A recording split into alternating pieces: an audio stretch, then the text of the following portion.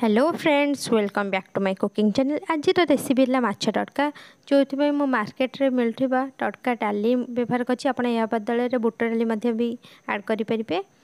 तापरे मु तड़का को 4 ରୁ 5 घंटा भिजई नेला परे सेतिरे मु किछि कंचा लंका और तेजपत्र देकी सिझई नेली। तापरे कढ़ई गरम करिकी तेजपत्र किछि कंचा लंका पियाज देकी भल भाबरे भाजी नेली। पियाज भल भाबरे भाजी हे गला परे मु सेतिरे काटिक रखिते कैप्सिकम किछि ऐड कली। कैप्सिकम टिके भाजी गला परे मु अदा रसुण पेस्ट ऐड कली। पेस्ट को ऐड कर सारा पर टिके कषि नेला परे सेटिरे किछि लंका गुंड आउ हल्दी गुंड आउ स्वाद अनुसार लुण देकी भल भाबरे मसला कषि नेले। तापर गोटे टमाटर सेठी व्यवहार करछि। गोटे भाजिकी रखिथिबा माछ मुंड को मध्य भांगिकिना सेटिरे ऐड कर देछि। तापर सिझेकी रखिथिबा डाली की सेटिरे ऐड करिकी पानी किछि देकिना सिझे नेली। एबे देखो मो प्रस्तुत हो जाइए माछ तड़का।